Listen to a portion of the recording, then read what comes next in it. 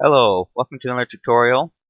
Um, Today we'll be making smoke simulation. So here's the first pass of the smoke simulation I'm showing you here. This is what the rough edit of it, you could say, looks like. And this is the final product of the smoke simulation. So we'll be going through how to set up the smoke simulation, baking a smoke simulation, um, rendering it, setting up materials, and compositing. So let's get started. You can just use the default scene here, and one thing I like to do is just take the cube, move it up just onto that line there, because then the origin is right on the bottom. So if you say you try to scale it, it's only going to scale like, away from the origin. So that's something good to have. So um, one thing that's good to do is name objects as you go. So let's just name this the domain. And the reason why is because if you go into the physics tab here, there's a smoke button, and you need to check domain. You need to have a domain in order to have the smoke. So what we need to do next is we need to create another cube. I'm just going to duplicate it though. And I'll name it the flow. Um, and what the flow does is it's basically the actual fire, you could say. Okay, so see, it's all good there. Domain and flow. So if you under here, you see the flow object has different particles. Um, the emission is how many particles you want to have. I think for mine I went about 5,000, which you can see isn't the highest resolution, but is kind of the fastest way to go. So to try to get the same results, we can go 5,000. Everything else here is the same. I left everything the same here. And under here you check initial velocity to make it go a little bit faster. If you don't check that, you can kind of see how fast it goes. And that kind of if you go under, I believe it's right here, velocity.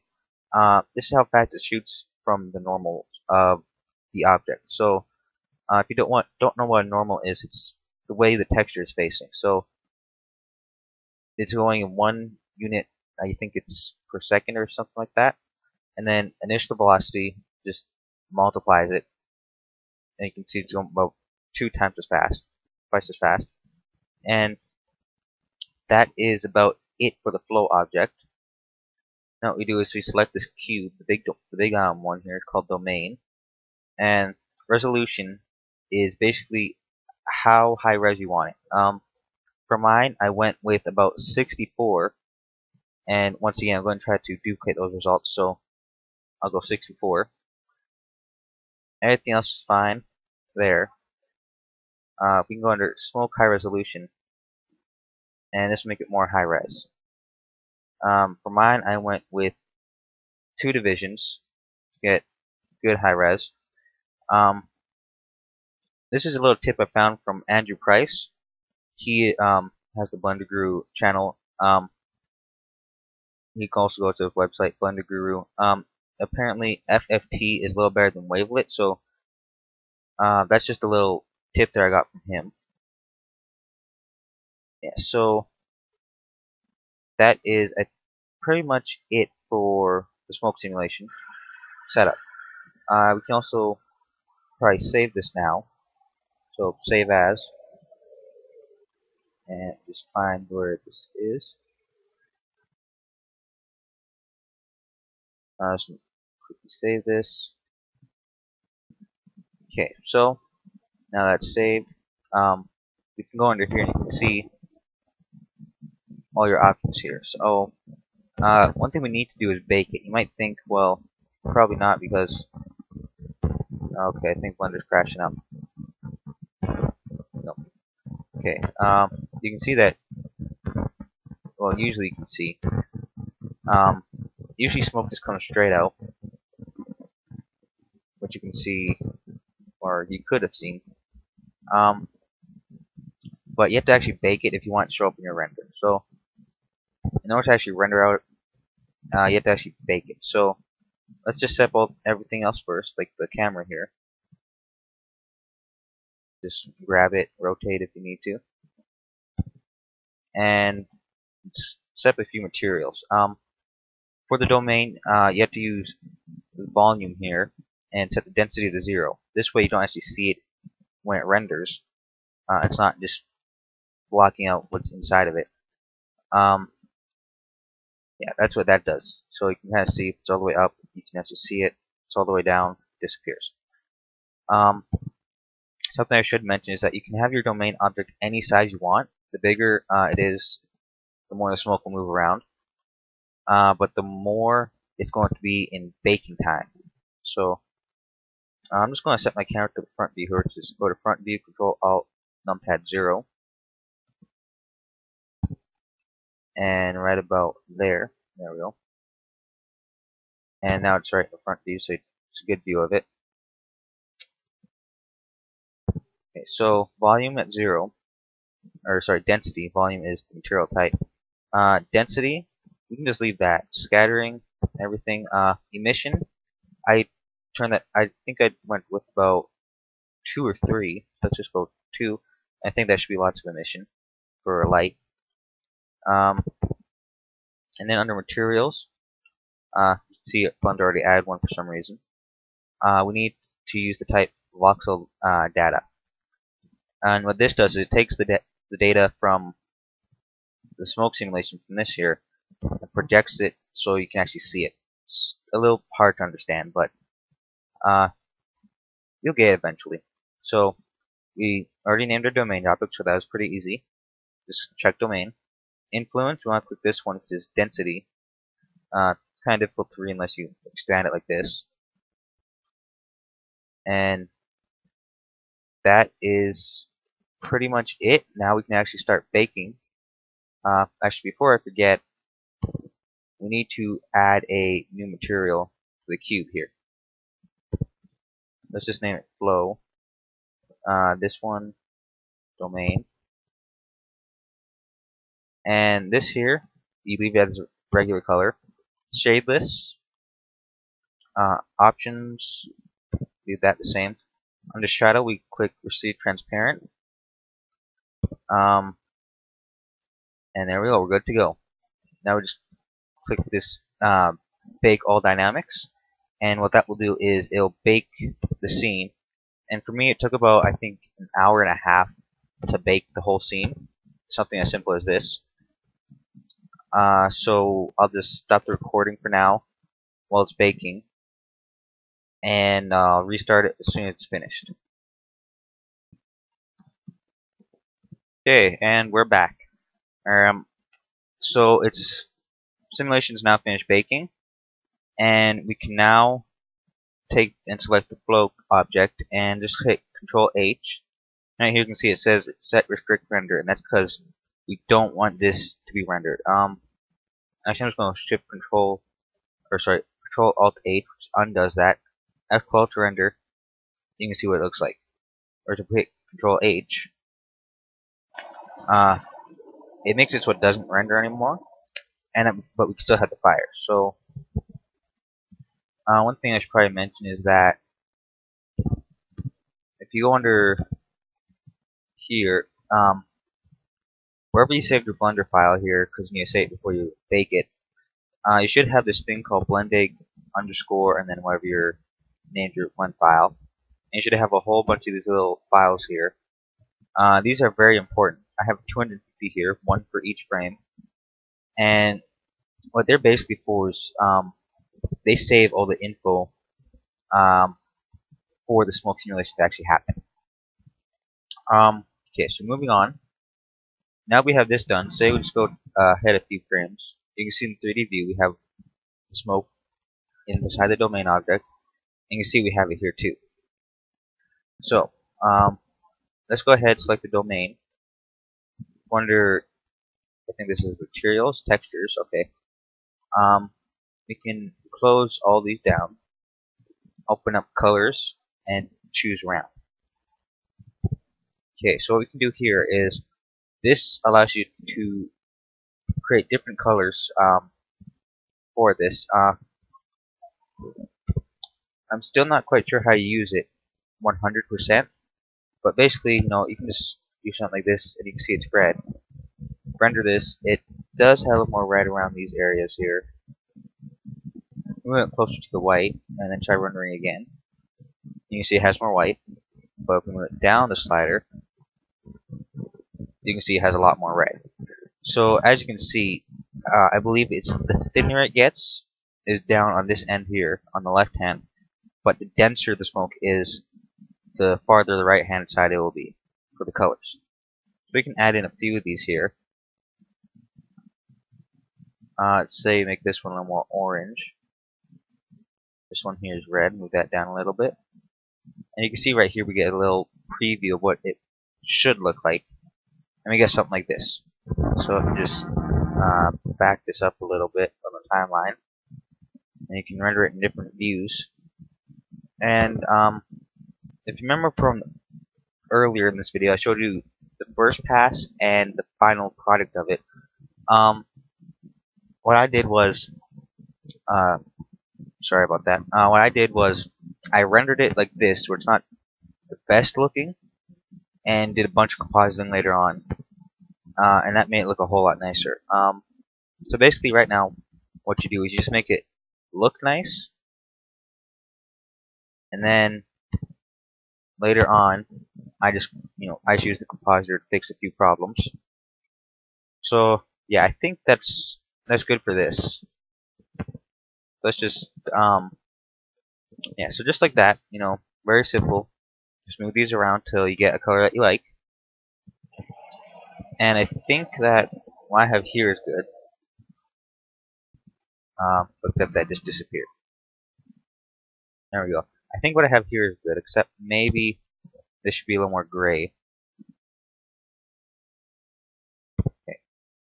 So yeah, just something like that. And then all we need to do is render out the animation into PNG images.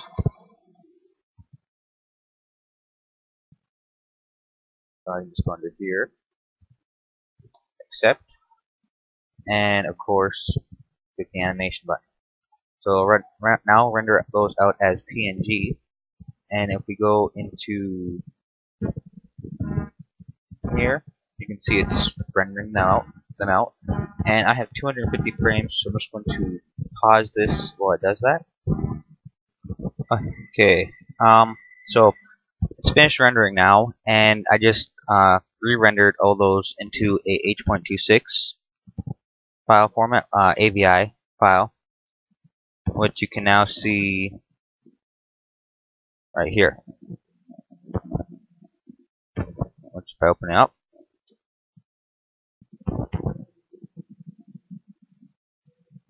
you'll be able to see right away.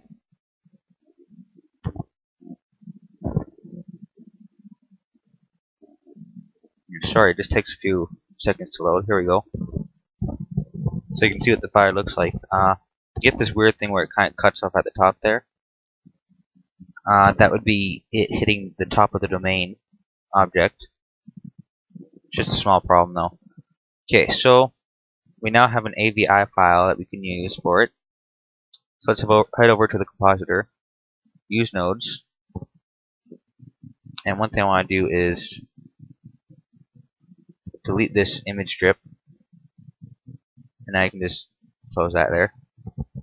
Okay, so you don't need this render layer here. Instead, we're going to input movie clip, and just hook these two. Actually, we don't even need this composite node quite yet, so I'm just going to delete it and put a viewer node in. And you can see we have nothing imported, so we gotta open it, and that will be under animations right here. And we can also use backdrop. And if we hit N, we can actually control the size of the backdrop here.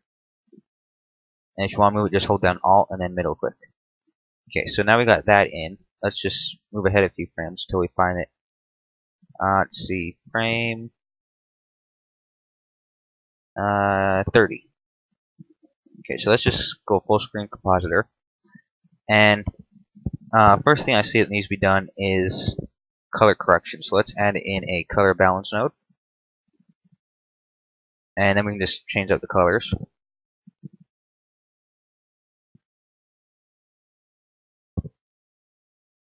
Yeah, it's very tricky to use this at times because of how sensitive the tools are. Just a slight move of these little color switch thing here, and it will drastically change the color of your scene. Okay, so now let's add in a filter, glare. I'm not exactly doing this off of memory. I already did take and composite my other one, but I think this one might be a little bit different compared to the other composite. At the end of the video, I'll show you the other node setup. We can turn the threshold down, so we actually do have a glare. As you can see, it takes quite a bit to actually make it look like a glare. And you can turn up the mix a little bit, and you can see it gives you a nice little effect. Then we can go under color, RGB curves, and brighten it just a little bit.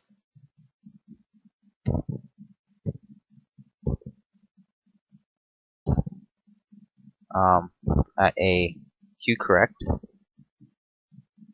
and I'm not entirely sure what this node does. Now you can see you can kind of get more of the orange popping out with that.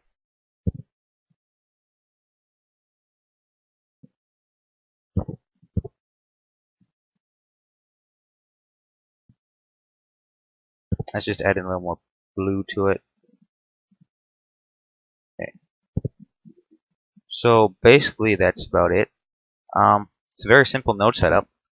You can probably add in a few other nodes. I think the last one I actually used would be a brighten and contrast. This really helps because then if you turn down the contrast a little bit, or was it up? Yeah, node compositor is a little bit difficult to use. Then we can just brighten it a little bit on the negative side, so it'd be darkened. So then you get really the fire is about. Okay, so now what we can do is just render it out somewhere else. I'm just going to rename this as rough test, and I don't know if it'll work. Nope, won't work because it's open in Blender.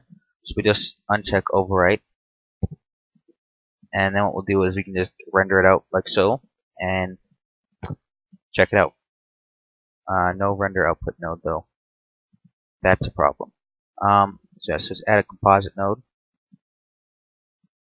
attach them together, and animation.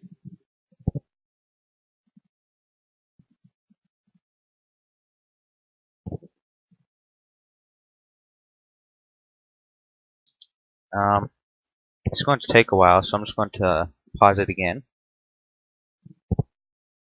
Okay, so it's now finished rendering, and here's the result for the tutorial version.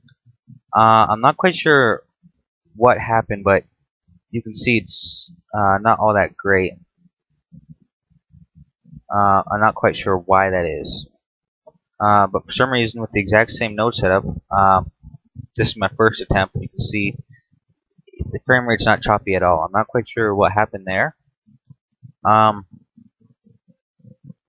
Yeah, so I'll show my node setups. This is the one from the tutorial, and this is the one from my test.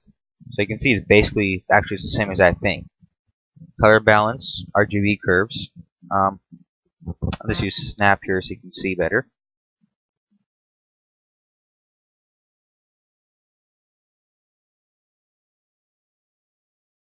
So you input the movie, and then I have this color balance, RGB curve, which it brightens it up, a glare, hue correct, which also does some different color correction.